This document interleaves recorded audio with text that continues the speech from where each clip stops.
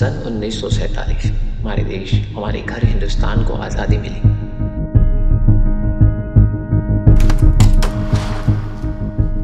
पंजाब, सिंध, गुजरात, मराठा, द्रविड़, उत्कल, बंगा, इन वर्णों का मतलब है भारत में कई प्रांत और भाषाओं को समावेश है। आज हमारा पॉडकास्ट इस उत्सव को माध्यम में रखकर उनसे जुड़े कलाकारों को जहां एक मंच दे रहा है, वहीं इस उत्सव की नींव थी कि लोगों में एकता लाई जाए। भाषा कोई भी हो, इस पॉडकास्ट का मूल उद्देश्य है कि हम गणेश उत्सव की सार्वत्रिकता को समझें और कलाकार का सम्मान हो, कला की प्रगति हो। अब तक आपने खूब प्रेम बरसाया है, इसी तरह आपका साथ और बाबा का आशीर्वाद हम पर बना रहे। लेकिन हमारी विनती है कि भाषा को लेकर प्रश्न न उठाए जाए। हमारे पॉडकास्ट को न सिर्फ महाराष्ट्र राज्य बल्कि भारत के दूसरे शहर तक सुना जाता है, जैसे कि हैदराबाद, गुजरात और अन्य कई राज्य तक। तो हम कभी कभार राष्ट्रभाषा हिंदी का प्रयोग करते हैं। जय हिंद, जय महाराष्ट्र। आता सगळ्यांना एक्सप्लेन करण्यात काय अर्थ नाही। इसको दिखाता हूँ, देख कभी मार्केट में पकड़ लेता हूँ। स्वभावाच्या तस्करी तो खूप चालतात। अच्छा काम करने वाला भी खुद का बिजनेस कभी नहीं निकलता है, कभी कभी तो वो देखता है अरे क्राउड से थोड़ी पैसा आता है। मतलब तो क्या फायदा इस क्राउड का। गणेश गल्ली में, लालबाग राजा, चिंतामणी, तुम्हाला क्राउड दिसतो, त्यांचं आगमन दिसतं। दादा, आता तुम्ही म्हणाले की गेल्या 3 वर्षी तुमचा 0 आउटस्टँडिंग आहे, तर एक सिक्रेट मंत्र काय आहे तुमचं की या फील्डमध्ये सगळ्यांचे बॅड एक्सपिरियन्सेस झालेले आहेत, तुमचे पण कधीतरी झाले असतील आणि तुम्ही लर्निंग्स करून करून एक प्रोसेस किंवा स्ट्रॅटेजी किंवा एक सिक्रेट मंत्र जो ठरवलेला आहे, तर तो सगळ्यांना सांगा की येणाऱ्या मूर्तिकारांना पण ते हेल्प होईल। तर असं तुम्ही काय करता किंवा अशी काय प्रोसेस आहे की तुमचे 0 आउटस्टँडिंग पेमेंट आहे? नाही, ॲक्च्युली कसं आहे माहिती आहे का, म्हणजे 0 आउटस्टँडिंग म्हणजे मी कसं म्हणले, बिझनेस पॉईंट ऑफ व्ह्यूनी ज्यांच्याकडे काम केलं आहे, जर मैत्री खात्री तिकडे थोडाफार असेल, पण जे मंडळांचा जो बिझनेस आहे माझा, म्हणजे इतर बिझनेसपेक्षा तो 100% आहे माझ्या 3 वर्षापासून। तर मंत्र असं असंच काय नाही, जसं मी बोललो ना, कोविड पिरियड होता। कोविड पिरियड हा सगळ्यांसाठी सेटल होण्यासाठी होता। तेव्हा तोच विचार केला की काय चुका होत आहेत किंवा काय नाही होत आहे। जुने जे मूर्तिकार होते, जाणते मूर्तिकार, त्यांनाही हे प्रॉब्लेम फेस करायला लागला की ते पण त्याच्यातनं काही सुटले नाहीत। ते पण सांगायचे की तुला तुझे रूट्स एकदम डीपली करून तुला रॉक स्टँड उभं राहायला लागेल, तरच तू बाहेर निघशील, किंवा ह्याच्यामध्ये कन्सिस्टन्सी ठेवली दरवर्षी तर ते तुझे रिकवर होतात, कारण की दुसरं ऑप्शन नसतं। मग ते मंडळ तुझ्याकडे परत येणार, मग ते रिकव्हरी होणार, मग त्याच्यातनं तू काम करणार। पण म्हटलं आता जेव्हा ऑप्शन्स वाढायला लागले तेव्हा कोणी कुठेही स्विच होतं ना। तर मी एक विचार केला की एकतर तुझ्याकडे लिमिटेड बुकिंग पाहिजे, जेवढं तुम्हाला करता येईल तेवढं, आणि दुसरं म्हणजे काम कंप्लीट व्हायला पाहिजे। थोडंफार इकडे तिकडे चालतं, आणि दुसरं एक स्ट्रिक्ट तुला राहावं लागेल की मी म्हणतो की ठीक आहे, तुमचं काम थोडंफार राहिलं, टचअप विचअप काय असेल आपण करू, पेमेंट पूर्ण झाल्याशिवाय मूर्ती हलणार नाही।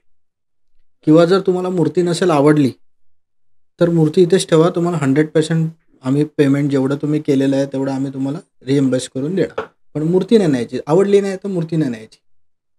आवडली नाही ना, प्रॉब्लेम्स आहेत, लेट झाली किंवा हे झालं, मी तुम्हाला मग ते जेव्हा आपण करतो काय होतं की त्यांचं जे मेन साध्य होण्याचं आहे की मूर्ती तर जाते, स्थापना होते, आगमन होते, सगळं होते, लटकतो कोण? ॲज अ मूर्तिकार आपण, आउटस्टँडिंग। मग हे बऱ्याच बिझनेसमध्ये असं आहे की असं नाही की फक्त याच बिझनेसमध्ये, काही स्ट्रॅटेजीज तुम्हाला ठेवाव्या लागतील। जसं आपण सेकंड इन्स्टॉलमेंट घेतो तेव्हा आपण एखादं सांगतो की मला मंडेला सो अँड सो अमाऊंट पाहिजे पार्ट पेमेंट म्हणून, पुढे मला वेंडरला द्यायचे किंवा हे द्यायचे। मग तेव्हा तुमच्याकडे एक्सक्यूज येतात, थांब 2 दिवसांनी देतो, अजून चेक नाही आला किंवा पास नाही झाला। मग मी म्हणतो मग आगमनची डेट पण आपण थोडी पोस्टपोन करूयात। हे थोडंसं मी आता चालू केलं आहे हळूहळू, की 2 दिवस लेट झालं की आगमनची डेट 25 असेल तर मी 27 लिहितो तिकडे। सो माझ्याकडे रिझन आहे आणि मी तिकडे ब्रॅकेट करून रिझन लिहितो की सेकंड इन्स्टॉलमेंट यायला 2 दिवस लेट झाले। हे जेव्हा कळायला लागलं काहीकांना, जे मला कळायचं की ह्याच्याबरोबर ह्या सगळ्या गोष्टी करायला पाहिजेत, तर मग ते पेमेंट बरोबर मंडेचं लगेच रात्री ट्रान्सफर, आणि ह्या गोष्टी तुला कराव्या लागल्या। आणि हे केव्हा शक्य झालं, जेव्हा मी लिमिटेशनमध्ये आलो, काम करायला लिमिटवरती आणलं ना, आता हळूहळू इम्प्लिमेंट करत जाईल। आणि मी एक दुसरी गोष्ट काय चालू केली की कोणतीही ऑर्डर एक ठरवलेली असते, आम्ही टार्गेट की एवढ्या मूर्त्या करायच्यात, ह्याच्यावरती ॲक्सेस जायला लागला ना, समजा रिक्वायरमेंट येत असतात खूप, मी टीम मिटिंग घेतो, जेवढी आत्ता मी रिक्रूट केले तेवढी. हम्म. म्हणजे नवीन बुकिंग झाल्यानंतर नवीन टीमसाठी माणूस नाही रिक्रूट करायचा. ह्याच जुन्या टीममध्ये मीटिंग करायची की आपलं टार्गेट समजा 30 होतं, ते कम्प्लीट झालं आहे, ह्याच्यावरती ह्या 5 मूर्त्या आहेत, वाढतायत, घ्यायच्या की नाही घ्यायच्या.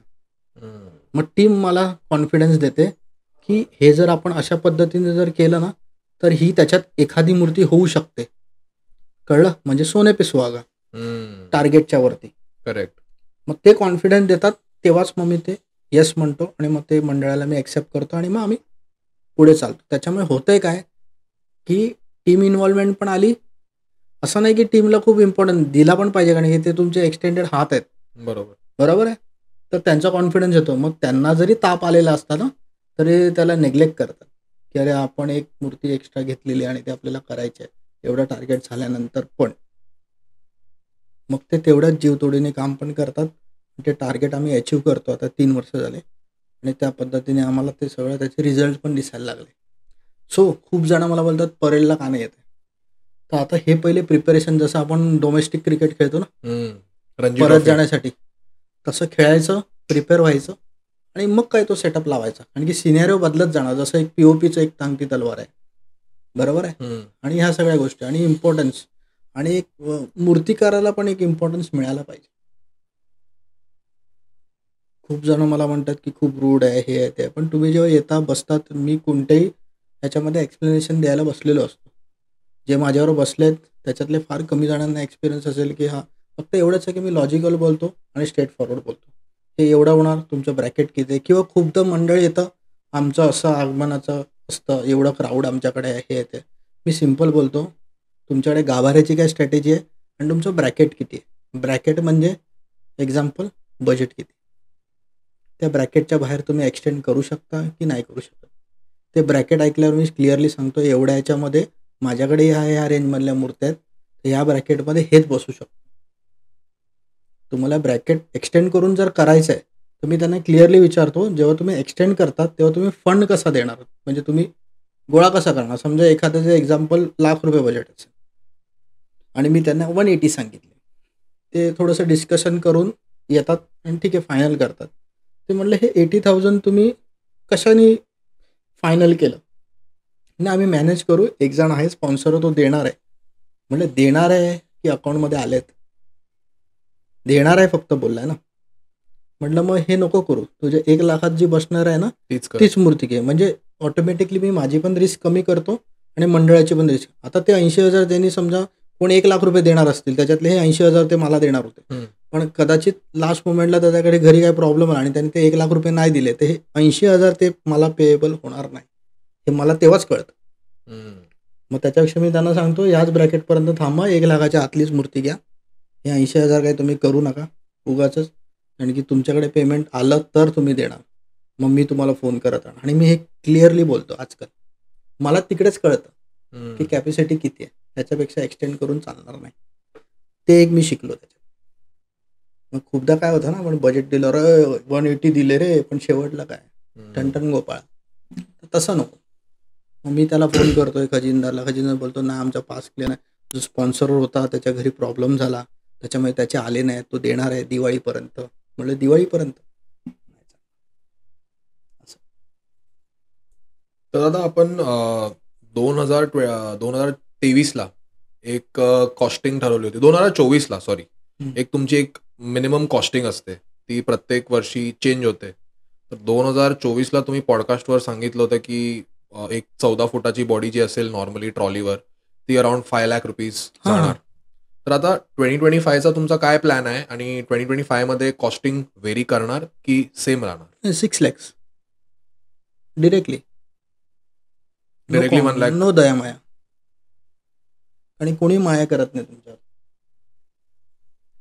कारण की कसं आहे ना, कोण म्हणजे अरे एवढं थोडी असतं काय, पण तुम्ही जर व्यवस्थित विचार केला ना की 1,00,000 का जास्त, उद्या काय एमर्जन्सी केस आले, त्याच्यामध्ये काय झालं वगैरे, तर ते पण आपल्यावरती बिल फाटतं. मग त्याचा जो तिची स्पेस आहे ना ती ठेवली पाहिजे. आणि तुम्ही एक विचार करा, सिजनल बिझनेस आहे, असं नाही की याच्यातनं ह्या महिन्यात गेल्यानंतर नेक्स्ट मंथ पण गणपती जाणार आहे. वर्षभराच्या याच्यातलं मार्जिन काढायचं आहे. तुम्ही त्याच्यावरती 10 आणि 20,000 रुपये ठेवून नाही चालणार. 10 आणि 20,000 एका मूर्तीतनं काढले तर वर्ष चालेल काय? नाही चालणार. नाही चालणार. सिम्पल फंड आहे आणि क्लिअर असलेलं बरं. आणि मी पॉडकास्टवरती क्लिअर बोलतोय. जर 5 गेल्या वर्षी लिमिट होतं आणि ते मी ठरवलेलं आहे प्रत्येक वर्षी 1 लाख रुपये एक्सटेंड. वाढणार. हां, ते पण विदाऊट डिझाईन अजून ठरलेली नाही आहे. बेसिक 6 लाख असेल तर 6 लॅक्स असेल तर पुढे जायचं ट्रॉलीसाठी, नाही तर जय हिंद जय महाराष्ट्र. क्लिअर फंड आहे. त्यामध्ये पण कस्टमाइज कोणाला करायचं असेल तर हां, obviously ते त्याला जातं charges पुढे. वेगळे. ते जातं पुढे. माझ्याकडे काही 8 फुटाच्या मूर्ती आहेत, त्या पण 7.5च्या वरती गेलेल्या आहेत. 8 फुटाच्या मूर्त्या. 8 फुटाच्या मूर्तीमध्ये कॉन्सेप्ट करून ते गेलेले आहेत 7.5 5 लॅक्स.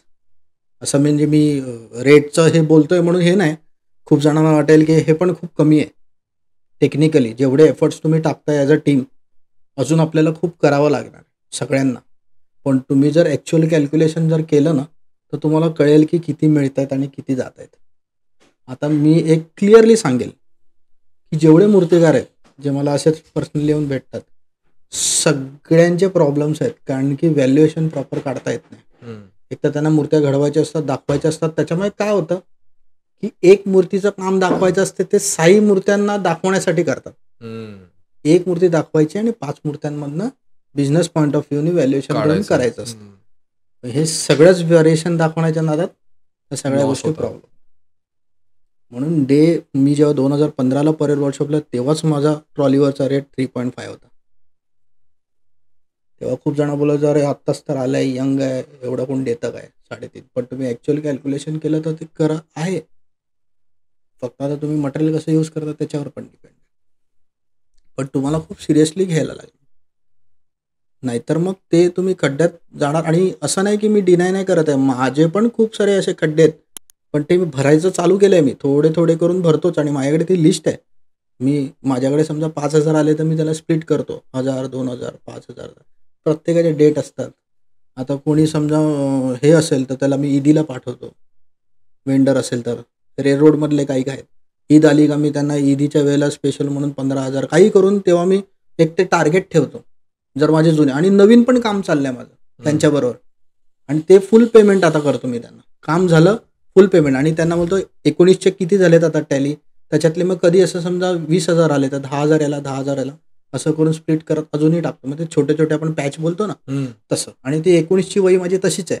त्याच्या मागे सगळ्यांचे दिलेले आउटस्टँडिंगचे पैसे करतोय मी मंडळाकडनं रिकवर नाही केले, मी माझ्या कामातनं ते करतो असं. आणि हे चटके तुम्हाला आहेत ना, हेच तुम्हाला स्ट्रिक्ट बनवतात. आणि तिकडे नो दयामा, सिम्पल. तरच लॉस नाही होणार, नाहीतर नाही लॉस. बघ, बिझनेस बोलल्यानंतर आउटस्टँडिंग हा पार्ट आला, पण तुला कुठेतरी स्ट्रिक्ट व्हायला लागेल. खूप डेंजर खाई आहे, मौत का कुआ. ते तर आहे. हां, पैसे ते बाईकवरनं चालताना कसे 10 रुपये घेऊन जातात फट करून, छिन्ने का. दादा, परळ वर्कशॉप मध्ये 2017 I feel that was a first year. 2015 तुमची जर्नी चालू केली, तुम्ही परळ वर्कशॉपला आले, तेव्हा विजय खातू सर पण होते. तर एखादा असा मेमोरेबल किस्सा सांगा की वर्कशॉप मधला, की मूर्त्या चालू झाल्यात, स्टार्ट झाल्यात प्रोडक्शनसाठी, आणि एखादा मेमोरेबल किस्सा की सर पण आहे, तुम्ही पण आहे, आणि काहीतरी कॉमेडी किंवा एक मेमोरेबल किस्सा सांगा. नाही, मी जसं एक सकाळी आमचं एक टायमिंग होतं, जसं 8ला ड्युटी चालू होते, 8 to 8 सुरुवातीला असतं. नंतर जेव्हा नाईट ड्युटी चालू होते तेव्हा ते एक्स्ट्रा. तर सर लवकर जायचे, 10, 10:30 हे मॅक्स टायमिंग होतं. पण असं खूपदा व्हायचं की सकाळी आल्यानंतर आम्ही म्हटलं ना की सकाळी नाश्ता आणि ते सगळं एकत्र यायचं. मग ते बरेच किस्से असे चालायचे, खूप किस्से असायचे. मग मी काहीतरी मागवायचो तर ते म्हणायचे, अरे मला पण मागव. आणि तुम्ही आहेत ना, ज्यांनी तुम्हाला ती स्पेस दिली, जागा दिली, त्याच्यामध्ये तुम्ही छोट्या छोट्या गोष्टीचे बिलिंग त्यांना नाही देऊ शकत. म्हणजे फॉर एक्झाम्पल, आता एकदा आमच्याकडे जेव्हा आपण डायरेक्ट जॉब करतो तेव्हा तो ग्रास लागतो आपल्याला. मी मागवत होतो, मी सरांना विचारलं, तुम्हाला पण लागणार आहे का पेंडा. एक बंडल असतं तेव्हा, काहीतरी 1,000-1,200 काहीतरी 900 असं काहीतरी. मला पण एक मागव. सो ते आल्यानंतर त्यांच्याकडे एक उतरवलं, माझ्याकडे एक आलं. आणि मग नेक्स्ट डे संडेला, म्हणजे काम करत असताना सकाळी ते आले, बसले, अरे किती झाले त्याचे. म्हटलं सर राहू द्यावं, असं काय नाही. ते बघूया आपण मॅनेज करू. तर मला बोलले असं थोडी बिझनेस होतो काय, व्यवहाराला व्यवहार राहायचं असतं. तर मी त्यांना एकच सांगितलं, पण माझ्यामध्ये नीचपणा नाही ना. सो कसं असतं की ते मार्क करत असतात. तुम्हाला त्यांनी थाळी दिली एवढी मोठी आणि तुम्ही एका वाटीचे पैसे मागताय त्यांच्याकडे. बिझनेस पॉईंट ऑफ व्ह्यूने ते चुकीचं आहे, पण ज्यांनी तुम्हाला तिकडे ती स्पेस दिली ज्याच्यामध्ये तुम्ही हे नंबर ऑफ अमाऊंट कमवू शकता, तिकडे तुम्ही ती चिंदीगिरी नाही करू शकत. ते चेक करायचे तुला. कधी अशी कॅश दिली किंवा काय दिली, काही व्यवहार करताना एक्स्ट्रा नोट आहे त्याच्यामध्ये, चेक करायचे की तू आणून देतोस का बघू परत. बऱ्याच गोष्टी खातो सर, बऱ्याच लोकांना चेक करायचे. बरेच किस्से आहेत असे, खूप किस्से आहेत. खूप करताना मी जसं बोलायचं ना, खूप असे डिझाईन काय रे काय करतोय, हल्ली दाखवत नाहीस तुम्हाला. है ना सर, दाखवतो ना, थांबा ना आता चालू. मग मी दाखवायचो त्यांना, मग हे असं करून बघ, ते तसं करून बघ. या सगळ्या गोष्टी असायच्या. भरपूर वेगळा एक्सपिरियन्स होता त्यांच्याबरोबर मी हॉटेलमध्ये पण खायला खूप गेलो, असंच चर्चा करता करता. ते कधी कधी म्हणायचे माझी सुपारी घेतली काय, असं मला खावडून मारायचं. पण ते एन्जॉय केलं मी. माहीमला मी ट्रॉफीमध्ये पण बऱ्याचदा भेटायचो. शुगर नाही चालायची, मग फ्रेश लाईम आणि फ्राईज आमच्या, आणि मग चर्चा गणपतीच्या वगैरे. पण ह्याच्यामध्येच तो स्ट्रिक्टपणा मला कळाला. डिसिप्लिन. हां, डिसिप्लिनपेक्षा ते ना त्यांचे पण आउटस्टँडिंग खूप राहायचे, पण ते ना ते टॅक्टिकली घ्यायचे त्याला. स्लो पॉइजन सारखं प्रोसेस. अगले साल आने दे अपने आटे में तब ले लेंगे इसको. सो ह्या ज्या टॅक्टिक्स होत्या ना त्या मला कळाल्या. आणि ते बोलायचे आणि ते मी काढून घ्यायचो त्यांच्याकडनं. तुम्ही जेव्हा चर्चा कराल तेव्हाच ते निघणार ना. तुम्ही शांत बसला तर समोरचा व्यक्ती पण शांत बसला, असं आहे. आणि ते खूप चांगल्या गोष्टी सांगायचे. एक्सपिरियन्स होता. आणि त्यांनी कधी असं आहे की तुम्हाला मूर्त्यामध्ये सजेशन दिले की बाबा? खूपदा. म्हणजे काय होतं की एखाद्या कन्सेप्टला आपण असंच बघ, ते बोललं रे फ्लिप करून बघ, हां तिकडे गेला तर कसं वाटेल, हां तिथे गेला, अरे हां क्लिक होतं ना. परत त्यांचं कसं होतं की कमी लोखंड वापर, एवढ्या डायस कशाला टाकतोय पहिल्याच वेळेला. तर आत्ता जसे नवीन मूर्तिकार आहेत तसं मी तेव्हा होतो. ते बोलायचे की एवढा डाय टाकतो, तुला परवडते कसं काय, हे तेव्हा मला ते म्हणायचे. पण जेव्हा तुम्ही त्या बिझनेसमध्ये ठरवलंय की मी लाईफ टाईम या बिझनेसमध्ये आहे, तेव्हा तुमच्यासाठी ते असेट असतं. आणि बोलतो तवा गरम आहे, त्याच्यात एक अंड कशाला बनवायचं, 10 ऑमलेट बनवूयात आपण. आणि तो टायमिंग असतो तेव्हाच ते बनतं. नंतर तुम्हाला स्पेशली तवा गरम करण्यासाठी परत ते एनर्जी लावायला लागतं फ्रॉम झिरो. सो मी तेव्हाच तो माहोल असतो, ते सगळ्यांच्या संचारलेलं असतं रक्तामध्ये, सगळ्यांची एनर्जी लेवल पण वेगळी असते. मग तेव्हा ते तेवढं काम जास्त निघत गेलं. आणि त्याचा फायदा आता कोविडमध्ये झाला. जेव्हा मी हैदराबादला ते दिलं ना, मी जवळजवळ 14 आयचार, एक आयचार 18 फुटाचा, 14 आयचार भरून डाय सेल केलेत. हैदराबादला सेल केले. हैदराबाद, बँगलोर, मल्टिपल ठिकाणी. Business in Hyderabad end Bangalore. हाँ, चल रहा है अभी. वो धीरे धीरे उनको भी खून लग गया. अभी कुणाल भाई मेरे को अभी ये चाहिए, कुणाल भाई वो चाहिए, मिल जाएगा. पैसा दो सब दे देंगे कुणाल भाई, सब मिल जाएगा. गांधीजी मेन आहे. तर आता 2017 मध्ये आम्ही बघितलेलं की तुमचा वर्कशॉप बकरी अड्डाला होता. आणि 2 वर्ष तुम्ही परळ वर्कशॉपला होते आणि 3rd इयर अचानक मध्ये तुम्ही बकरी अड्डाला गेले. तर बकरी अड्डा एक स्पॉट होता, ते सगळ्यांना माहिती आहे, कारण तिकडे वर्कशॉप ऑलरेडी असायचे खूप मूर्तिकारांचे. बट बकरी अड्डा ऍज अ स्पॉट एवढा फेमस कधी झाला जेव्हा तुमची तिकडे मूर्ती बनायला सुरुवात झाली? म्हणजे मला आठवण आहे, माझ्याकडे एक फोटो पण आहे. एक फ्रेम मध्ये 3 मूर्त्या आहेत, मुंबईच्या महाराजा, खंबाटा लेन आणि तारदेवच्या राजा. तर हे 3 मूर्त्या निघण्यासाठी लोक परळ वर्कशॉप सोडून बकरी अड्डाला आले. आणि त्या वर्षापासून लोकांना समजायला लागलं की भाई परळ वर्कशॉप एक ही वर्कशॉप नाही आहे, there is something, some place call Bakri Adda. वहां पे भी जाना चाहिए. मी असल्यामुळे फेमस झाला असं नाही. आधी सतीश दादा आणि भालचंद्र गाणा करत होते, पण त्या पिरियड नंतर आहे ना यंग क्राऊड वाढायला लागलं. गणपतीसाठी जसं चिंतामणीसाठी क्राऊड वाढत होतं, माउथ पब्लिसिटी, आणि तेव्हा वाढलं. आणि ज्यांना अगोदरच्या लोकांचं नाही माहिती ना, त्यांना ते नंतर असं वाटलं की अरे मीच आहे, माझ्यामुळे फेमस झाला. पण तसं नाही. सतीश दादा आणि भालचंद दादा करत होते तेव्हा. उमरखाडी वगैरे तिकडनं निघायचा, बाप्पा राजा निघायचा, हे सगळे निघायचे तेव्हा. पण तेव्हा ना तेवढा तो चाम, पण तो ताडदेव जरा तिकडे सरकला आणि हे सगळे सरकले ना, थोडंसं तो इम्पॅक्ट आला किंवा तो टाइम ड्युरेशन तसा असेल की तेव्हा ते बोललो ना, गरम तवा है, उधर भी चिंतामणी का आग बने, इधर भी है, तो सब क्राउड भागता है इधर उधर, लोगों को कुछ अलग चाहिए देखने के लिए, तो तभी वो हो गया होगा और वो हो गया. तर ते एक्झॅक्टली म्हणजे परळ वर्कशॉपनी बकरी अड्डाचा काय स्पेसिफिक रिझन होता तिकडे जाण्याचा? ते थोडंसं कसं ना, इंटरनल पॉलिटिक्स छोटा मोठा जो होता है ना, कि बंदा मार्केट पकड़ रहा है, बंदा टिक गया है, तो अभी मैं नया बंदा हूँ, तो कोई भी नहीं चाहेगा. लेकिन सर उसमें क्लियर थे, खातू सर, की ते म्हणायचे की थोडंसं इंटरनल प्रॉब्लेम्स आहेत, तू थोडंसं बघ. म्हणलं थोडंसं पाहिजे तर ब्रेक घे. म्हटलं सर वर्षभर काम करतोय, एवढ्या लोकांचं लेबरचं आणि हे, मी ब्रेक तर नाही घेऊ शकत, मला काय ना काहीतरी जुगाड करावं लागेल. मी खूप BKC वगैरे तिकडे पण जागा बघितलेल्या होत्या. ऑलमोस्ट एक जागा तर फायनल होण्याच्या होत्या, पण ते परत ते हबच्या बाहेर होते. मग त्याच्यानंतर तिकडे एक व्यक्ती करायचा, म्हात्रे करायचे, अशोक म्हात्रे. तर त्यांनी मला सांगितलं की अरे माझ्याकडे स्पेस आहे आणि हे आहे, मी काय तेवढ्या करत नाही. आणि त्यांच्याबरोबर जोडीचा जो होता त्यांनी त्यावर्षी नाही करायचं ठरवलं होतं. तर मग मला ती स्पेस मिळाली आणि परळ वर्कशॉपमध्ये ती मला लास्ट मोमेंटपर्यंत हो नाही, जागा कमी. आणि मी तुला जसं म्हटलं की माझ्या ऑर्डर पहिले बुक असायच्या, नंतर तुम्ही जागा घ्यायच्या? नंतर म्हणजे नंतरच जागेचं व्हायचं ना. आणि माझ्याकडे बुकिंग मार्चपासून चालू व्हायचं, मी पहिले पण सांगितलं. आणि मग ब्लॉक कसा करायचं की समजा 70 मूर्त्या बुकिंग आहे, पण मूर्ती ठेवायला जागाच तुझ्याकडे 30ची आहे, तर करणार कसं? कळलं तुला? कॅल्क्युलेशन चुकेल, सगळं चुकेल. मग तिकडे मी अर्थ रोडला पण घेतली आणि बकरी अड्ड्याला पण. तिकडे प्रॉब्लेम काय आला, ट्रॉलीसाठी तेवढ्या जागा नव्हत्या. मग काही गणपती मी पाटावरती रिक्वेस्ट करून पाटावरती घ्यायला सांगितल्या, काही मंडळांनी केल्या पाटावरनं, मग नंतर ट्रॉलीवर ठेवल्या आणि नेल्या. आणि तिकडे पण खूप म्हणजे असं बोलतात ना की मिसमॅनेज झालं. केल्या मूर्त्या मी, पण खूप रिस्क फॅक्टर आणि लेट जागा मिळाल्या.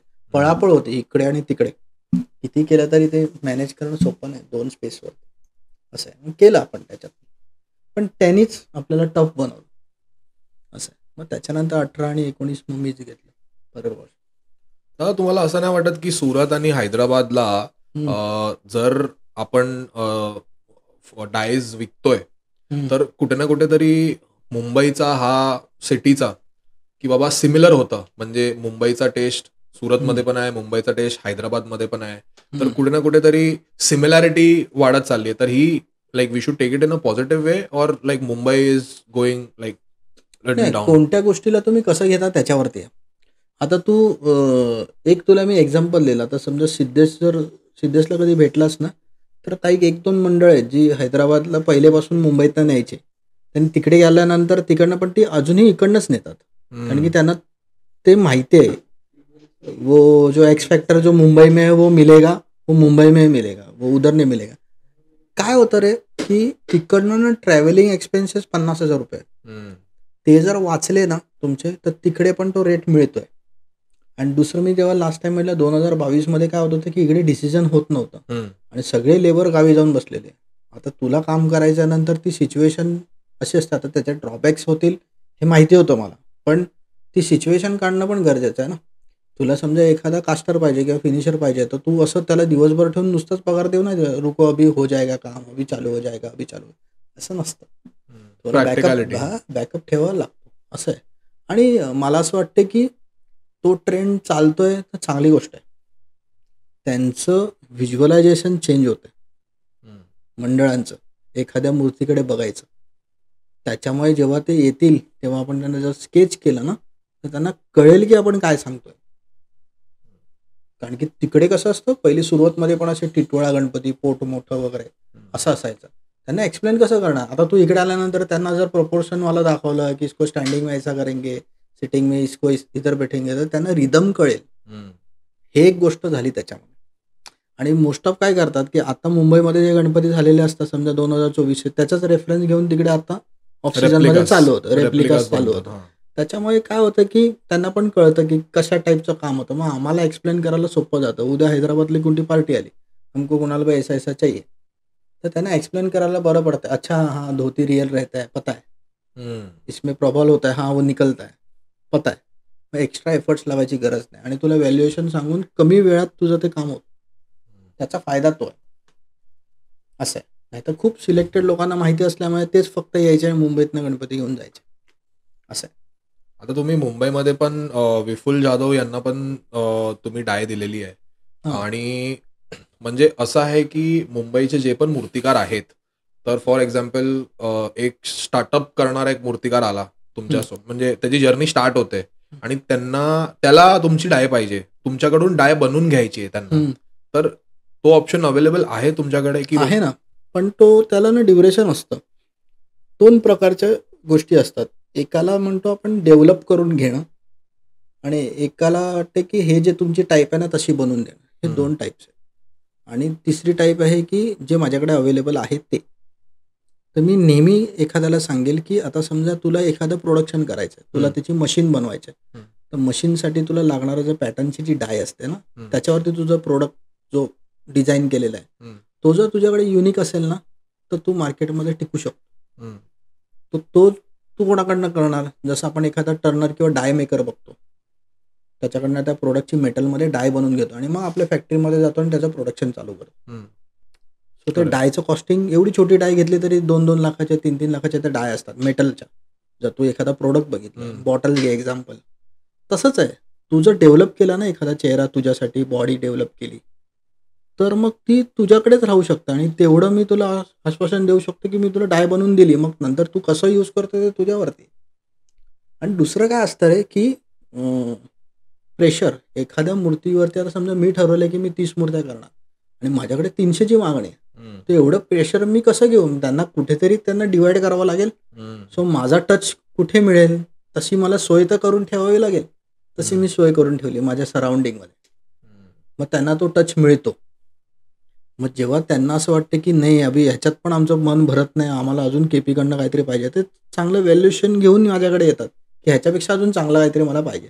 सो तो माझा बेनिफिट आहे की ती माझी स्ट्रॅटेजी आहे की मी माझं व्हॅल्युएशन कसं हे करतो, क्रिएट करतो. तो फायदा पण आहे, माझ्यावरती प्रेशर पण येत नाही, क्लायंटला पण माझा टच दुसरीकडे मिळतोय, आजूबाजूला अवेलेबल मिळतो. साध्य आहे, म्हणजे जसं डिमांड आहे सप्लाय पण होते. आणि मी जे ठरवलंय कोविडपासून की सिलेक्टेड करायचं तेही होतं. असं आहे. त्याच्यामुळे माझ्या बिझनेसला काही प्रॉब्लेम नाही. ही माझी स्ट्रॅटेजीज आहेत काही. आता सगळ्यांना एक्सप्लेन करण्यात काही अर्थ नाही. असं आहे ना, ते कळलं पाहिजे. पण खूप जणांचे स्ट्रॅटेजीज असे असतात की मैं बना के दिखाता हूँ, हे खूप हवेत जातात की इसको दिखाता हूँ, देख कभी मार्केट में पकड़ लेता हूँ. अरे मार्केट बहुत बड़ा है, किधर पकड़ेगा? बहुत बड़ा मार्केट है. एक आता समज आपण आज पॉडकास्ट करतोय मालाड वेस्ट जो स्टार्ट टू एंड पकड, बाउंड्री लाईन कर. जसं इलेक्शनमध्ये आपण बाउंड्री पकडतो तेवढ्यात नंबर काढ ना. घरगुती गणपती किती आहेत, सार्वजनिक किती आहेत? हजारो मध्ये जाणार. मोज.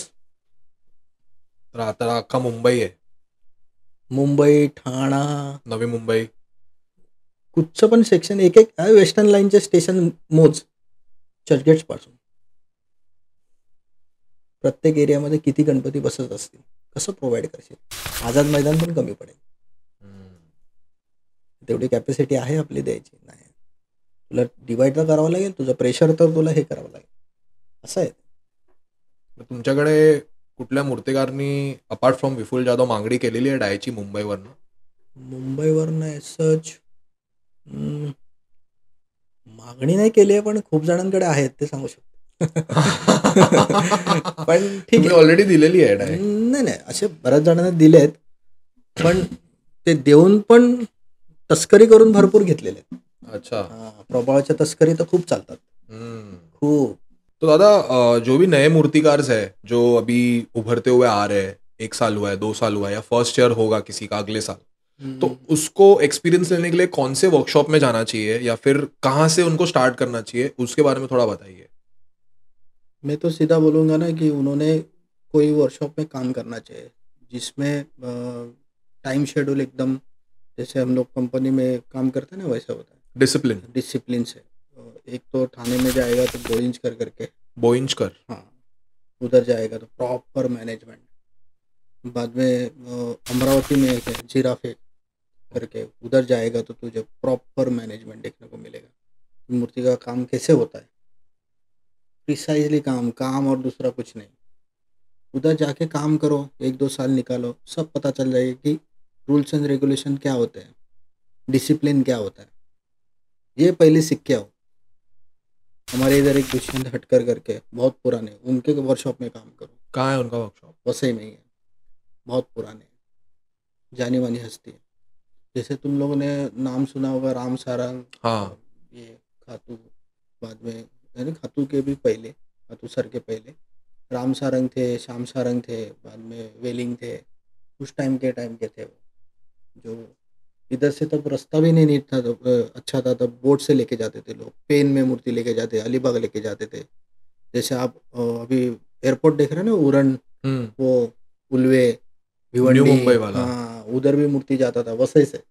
वसई से? वसई से, वो भी मिट्टी का मूर्ति, जो प्लॉट्स तू देखता है ना वो। हाँ बाद में अगर तेरे को काम सीखना है तो विशाल दादा के इधर जाओ, अगर तेरे को रूल्स में काम देखना है कि कैसे प्रिसाइसली काम हो रहा है। विशाल दादा शिंदे। हाँ विशाल दादा शिंदे, उधर जाओ, कैसे मैनेजमेंट है प्रॉपर। मैं तो अभी सीख रहा हूँ, क्योंकि क्या होता था, लार्ज आइडल्स, बड़े आइडल्स और छोटे आइडल, वो मैनेजमेंट करने के लिए मुझे टाइम लगा। जैसे मैंने पॉज लिया, तो अभी वो थोड़ा सा मैं डिसिप्लिन लाना चाहता हूँ, तो वो सब मैं कर रहा हूँ।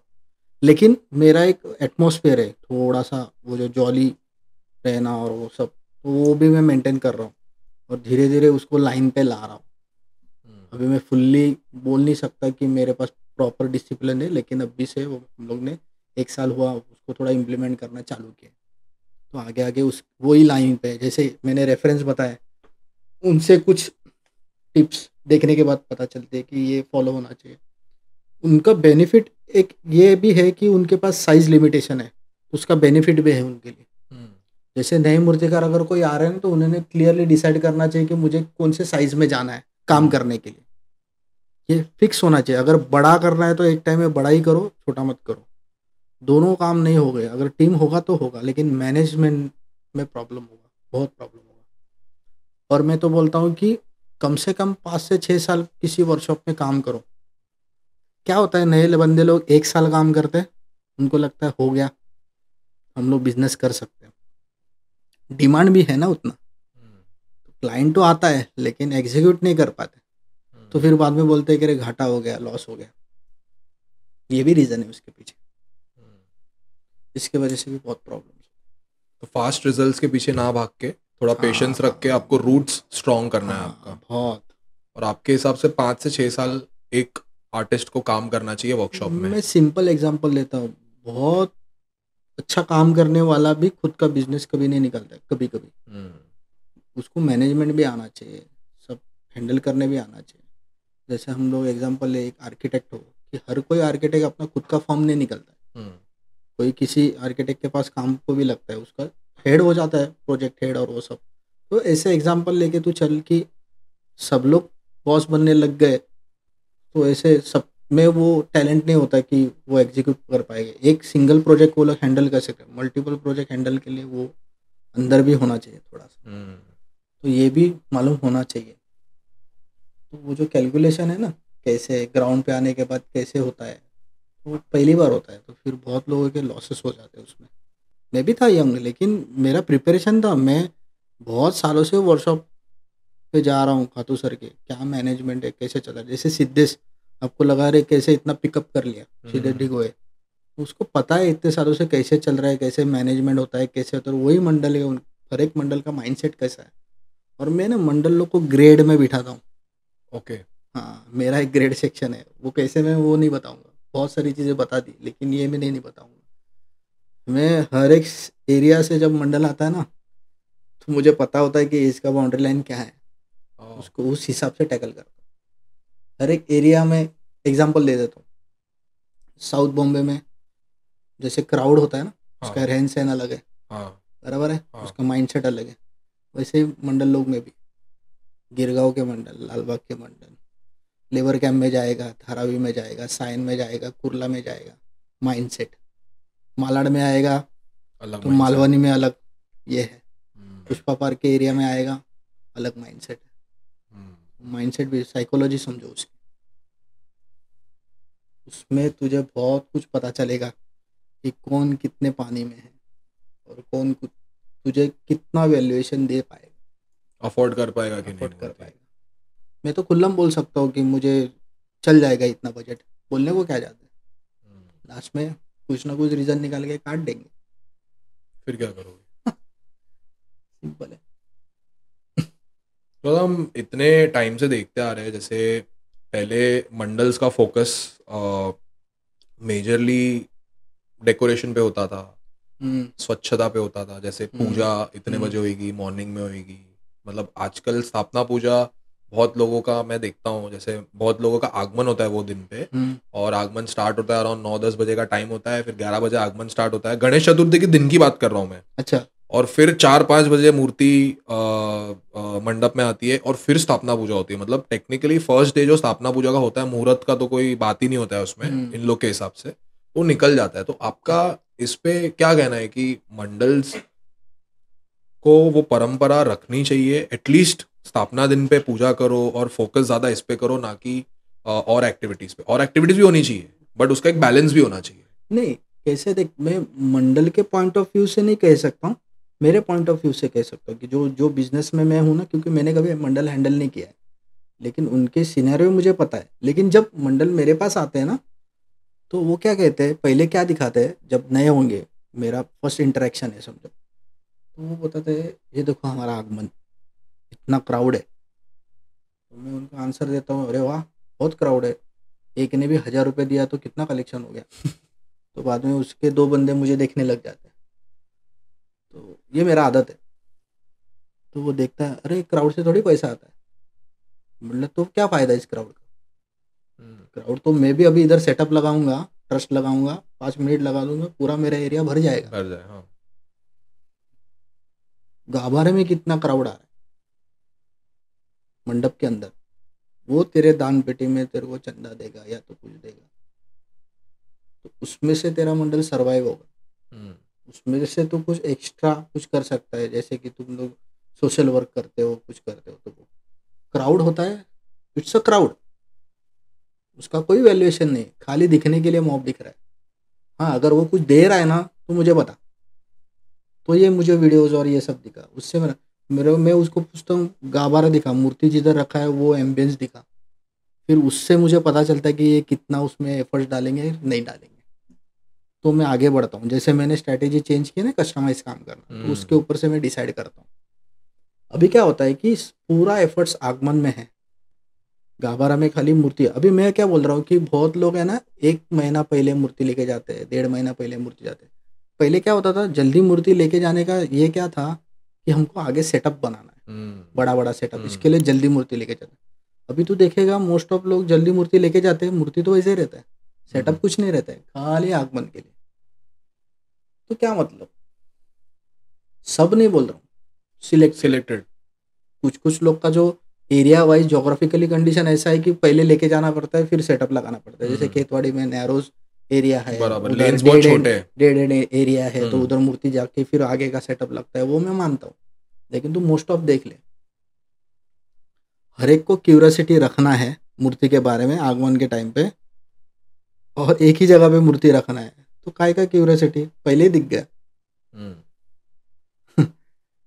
तो मैं ये वही तो बोल रहा हूँ ना कि वो समझना पड़ेगा, कुछ पता नहीं क्या किधर जा रहा है, क्या चल रहा है। मैं तो वही बोलता हूँ कि तुम लोग एम्बियंस जो है ना गाभारे का, वो ऐसा करो कि लोग आने चाहिए, लोग बैठने के बाद उनको प्रसन्न लगे, तो लगने के बाद ऐसा लगे कि इंटरेक्शन हो रहा है उनका, फिर वो जो प्यार से डालेंगे ना, वो आपका बेनिफिट। क्राउड तो आपको खाली केओटिक ये देगा, खाली नाचने के लिए आएगा। मैनेजमेंट, हाँ वो भी एक जोश होता है, वो करो ना, लेकिन वो मंडल नहीं एंजॉय कर रहा है, मंडल तो क्राउड मैनेज कर रहा है, और एंजॉय दूसरे ही कर रहे हैं। मंडल को एंजॉय करना चाहिए ना, जो इन्होंने इतने एफर्ट्स लिए हैं, उसमें से कितने जन तो वॉलंटियर बन के घूम रहे, और बाहर का क्राउड आके नाच रहा है और चला जा रहा है, वो एंजॉय किधर कर रहा है? बहुत प्रॉब्लमेटिक है, सोचना पड़ेगा। तो इसके पीछे आपको क्या लगता है कि जैसे नई पीढ़ी आ रही है हर मंडलों में, तो कहीं ना कहीं उनकी थॉट प्रोसेस बहुत अलग है कि अभी जो अध्यक्ष, सेक्रेटरी, खजिनदार, जो क्या एवरी ईयर चेंज होते हैं, कोई मंडल में, कोई मंडल में 3 साल के बाद चेंज होते हैं। तो जो भी नए लोग जो ले रहे हैं, like under 40 years of age और अंडर 35 ईयर्स ऑफ एज, तो उनकी मेंटालिटी ऐसी है, या फिर जो पहले के लोग जिनका एज है 50-55, तो उनकी मेंटालिटी मैच नहीं हो रही है, इस हिसाब से हो रहा है ये सब। मैं सिंपल एक बताऊं, जो मंडल है नए, या तो 10 साल हुए या 15 साल हुए या तो न्यू चालू हो रहे, सीधा सिंपल, जैसे हमारे स्कूल में बचपन में पिकनिक नहीं लेके जाते थे, बस में बिठाया फील्ड ट्रिप, रानी बाग लेके जाए तो हम्म, बालकेश्वर लेके, वैसे ये लोग को है ना लालबाग के मंडल में लेके जाना चाहिए। लालबाग के जितने मंडल है ना, या तो खेतवाड़ी के, ज़्यादा करके लालबाग में, गणेश गली में, लालबाग राजा, चिंतामणि, तेजुकाया, हाँ, काला चौकी, तेजुका, उनके ऑफिस में बिठाओ, उनके रिप्रेजेंटेटिव को बुलाओ, उनको गाइड करने को बोलो कि इतने सालों से कंसिस्टेंट कैसे, वो जो उन्होंने बनाया है ना, वो कैसे बनाया, प्रोसेस कैसे सबको बांध के रखा है, एजीएम में क्या होता है, तो बहुत सारे टिप्स मिलेंगे। वो जो मंडल में जिस तरीके से जैसे मराठी में बोलते हैं ना कि बांधणी, ती बांधणी एवढी पॉवरफुल आहे ना त्यांची, की कित्येक वर्ष कित्येक पिढ्या आल्या तरी ते मंडळ ना हलू शकत, अशा प्रकारची बांधणी आहे त्यांची, ती शिकायला पाहिजे। तुम्हाला क्राऊड दिसतो, त्यांचं आगमन दिसतं, त्यांचं प्रेझेंटेशन दिसतं, पण त्याच्या मागचं एफर्ट्स जर बघायचं असेल ना, तुम्हाला जाऊन त्यांच्या ऑफिसमध्ये जाऊन चर्चा करावं लागेल त्यांच्याबरोबर, तर ते ओपन अप होतील आणि तुम्हाला टिप्स देतील की कसे त्यांचं बांधणी, एजीएमच्या वेळेला काय करतात, कशी प्रोसेस आहे, वर्गणी म्हणजे काय, कुठे शिस्त ठेवायची, कुठे खर्च करायचा, केवढ्या लेवलवर खर्च करायचा, हे त्यांचे लिमिटेशन्स आहेत, हे कशासाठी ठेवलेत, समजलं, असे 10 कोविड आले तरी ते सर्व्हाइव्ह करतील, एवढा बॅकअप आहे। तर ह्याच्यावरती पहिले, इकडे कसं आहे की 5 लाख आले ना उडून टाकायचे, झिरो बॅलन्स, प्लॅनिंग नाही आहे, प्लॅनिंग नाही असं नाही, प्लॅनिंग आहे, पण तुम्ही तिकडनं घ्या।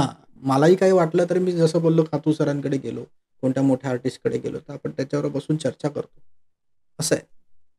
तो दादा अभी प्रभावल का ट्रेंड तो आपने लाया मार्केट में, सब लोगों को काम पे लगा दिया, सब मूर्तिकार को काम पे लगा दिया, मतलब मंडल, मैंने भी बहुत मंडलों से सुना है और बहुत मूर्तिकारों से भी सुना है कि मंडल हमारे पास आते हैं और बोलते हैं केपी जैसा प्रभावल चाहिए, डिजाइनर प्रभावल, कॉन्सेप्चुअल प्रभावल, बोलते हैं एनाटॉमी पे किसका फोकस नहीं है, मूर्ति नहीं, बोला प्रभावल पे फोकस चाहिए, बिकॉज एक दादा ने बेंचमार्क सेट किया है, जैसे तारदेवचा राजा, फिर काफी सारी मूर्ति, तो प्रभावल्स का जो ट्रेंड है वो आपने लाया, बट अभी कैसा होता है ना कि प्रभावल्स बहुत रीयूज होते हैं, हमने देखा है कि लालबागचा राजा का प्रभावल है तो वो कभी एक देवी का मंडल है परेल में, तो उन लोग यूज कर लेते हैं, तो वो तो बहुत अच्छी बात है कि वो रीयूज हो जाता है बार बार, लेकिन रीयूज करते वक्त किस चीज के लिए यूज हो रहा है, आगमन के रथ के लिए यूज हो रहा है कि गाभारा में रखने के लिए, 2 पॉइंट है उसमें, सॉरी फॉर कटिंग, लेकिन उसमें वो भी सिनेरियो है कि कोई आगमन के लिए खाली यूज करता है, यानी रथ को या तो ट्रॉली को,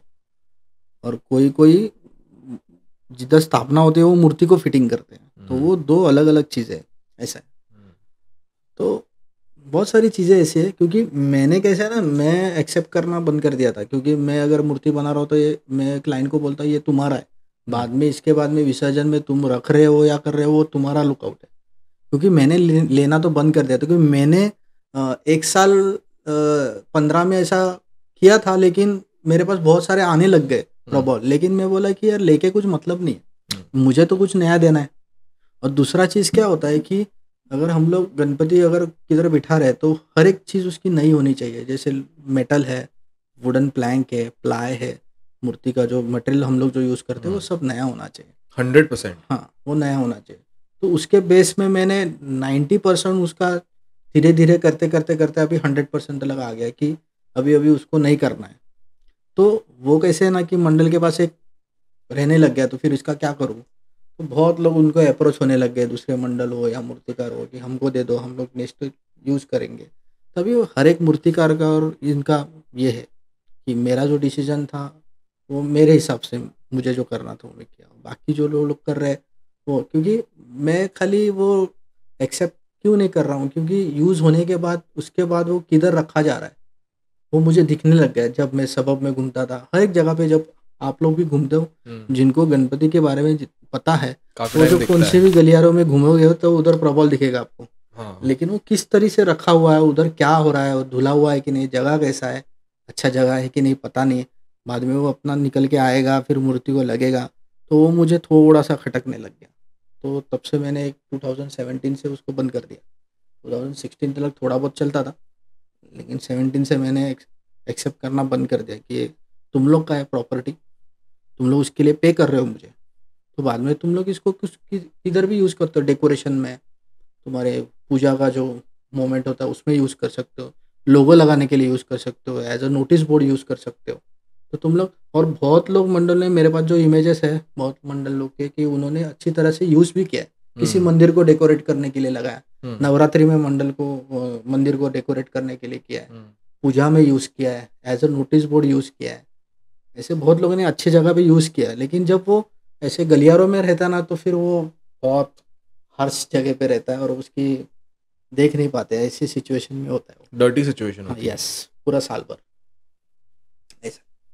तो ये बहुत अच्छा आपने इनिशिएटिव लिया कि प्रभावल रीयूज में नहीं लेना चाहिए, बिकॉज उसका यूसेज के ऊपर भी डिपेंड होता है कि अगर आप हाँ। वो गाभारे में लगा रहे हो तो वो सेटअप में यूज़ करो, किधर भी यूज़ करो, लेकिन जो गाभारा में मूर्ति बैठ रहा है ना, उधर ज़्यादा करके मैं थोड़ा अवॉइड कर अनकंफर्टेबल दो। हूँ करने के लिए, तो मैंने वो डिसीजन लिया कि इसको बंद किया जाएगा। लेकिन हालांकि हम लोग उसको क्यों मैंने चालू किया था फाइबर प्रभाव, कि जैसे विसर्जन में इशू होता था, हेवी वेट होता था, पीछे की साइड उठाने के लिए तकलीफ, तो वो तभी मैंने फाइबर का चालू कर दिया था कि रिमूवेबल रहेगा, तो खाली मूर्ति रहेगा उठाने के लिए, ये करने के लिए। तो मेरे पास आज भी 100% फाइबर का प्रभाव होता है। पहले तो पीओपी का होता था सब जगह पे, मैं अकेला बंदा था जिधर 100% फाइबर का प्रभाव था। लेकिन धीरे धीरे अभी सब लोग ने वो एक्सेप्ट कर लिया, और ऐसे नहीं कि मैंने लाया इसके लिए, सर के पास भी बहुत पहले चलता था, लेकिन बहुत सिलेक्टेड लोग लेते थे जिनके पास जो अफोर्ड कर सकते हैं कॉस्टिंग वाइज। तो सर ने भी किया था 2008 में, 2009 में, लेकिन मैंने 100% उसको अप्लाई कर दिया, हर एक मूर्ति को फाइबर प्रभाव जो भी रहेगा। तो और मेरा डिजाइनिंग भी थोड़ा सा एम्बॉस होता था, हाई रिलीफ होता था, तो वो पीओपी में सक्सेसफुल नहीं टेक्निकल पार्ट से, तो उसका भी खामियाजा भी भुगतना पड़ता है कभी कभी। तो आई एक्सेप्ट इट। तो थैंक यू दादा। अभी हम लोग आ गए हैं हमारे पॉडकास्ट के एकदम आखिरी राउंड पे। 2 राउंड्स होएगा इसमें, दिस और दैट और 1 वर्ड रैपिड फायर राउंड होगा। तो इसमें आपको रैपिड फायर में 1 वर्ड में या 1 सेंटेंस में आपको आंसर देना है, और दिस और दैट में आपको चूज करना है 2 ऑप्शन में से एक ऑप्शन। सो फर्स्ट राउंड है दादा दिस और दैट। तो दिस और दैट में अभी करंट मूर्तिकार के मैं नाम लूंगा, करंट जो अभी करंटली है उसमें से आपको एक चूज करना है। अच्छा, तो स्टार्ट करें। सिद्धेश दिगोळे की आकाश तिरमल? सिद्धेश दिगोळे। सिद्धेश दिगोळे की Prashant Desai? As a sculptor Prashant Desai, as a मूर्तिकार सिद्धेश दिगोळे। तो will go by Siddhesh Digole. Siddhesh Digole की राजन झाड़? सिद्धेश दिगोळे। सिद्धेश दिगोळे की रेशमा खातू? दिगोळे। सिद्धेश दिगोळे की प्रथमेश घाडगे? दिगोळे। सिद्धेश दिगोळे की ओमकार गायकवाड? दिगोळे। सिद्धेश दिगोळे की अरुण दत्ते? दिगोळे। तो Siddhesh Dada Digole is the official winner of this round, and we love you all Dada. और ऐसे ही बहुत अच्छा काम करते रहिए, बहुत क्रिएटिव काम करते रहिए, और बहुत सारे नए काम हमको देखने हैं। तो अब अगर आप ये वीडियो देखोगे, ऑफकोर्स देखने ही वाले हो, तो मेरे को DM जरूर करना। रैपिड फायर राउंड चालू करते हैं। What is your favourite food? Favourite food दाल खिचड़ी। करंट फेवरेट मूर्तिकार? फेवरेट मूर्तिकार विशाल दादा शिंदे। फेवरेट मूर्तिकार who is not any more, means वो अभी नहीं है बट आपके फेवरेट है? दुष्यंत हटकर। Favourite movie? फेवरेट मूवी पहले तो मैंने एक बताया था, अवतार एक है, अवतार। Favourite place? Favourite place Florence, Italy. या। आप किसके ज्यादा क्लोज हो, मॉम या डैड? डैड। अभी आता है 1 word for, 1 word for Dinanath Veling sir.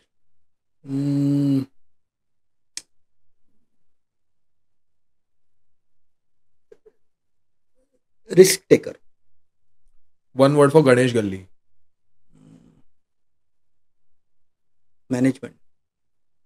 1 word for late Rajan sir Khatu. Management. 1 word for late Vijay sir Khatu. Creative. 1 word for Satish दादा वलेवेडेकर. स्पीड. 1 word फॉर रेश्माताई खातू.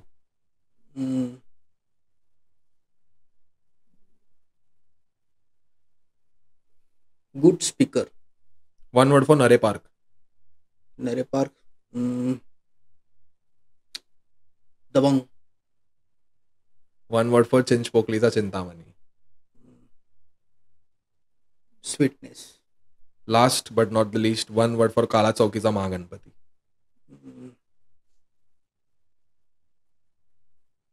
Slim but the best.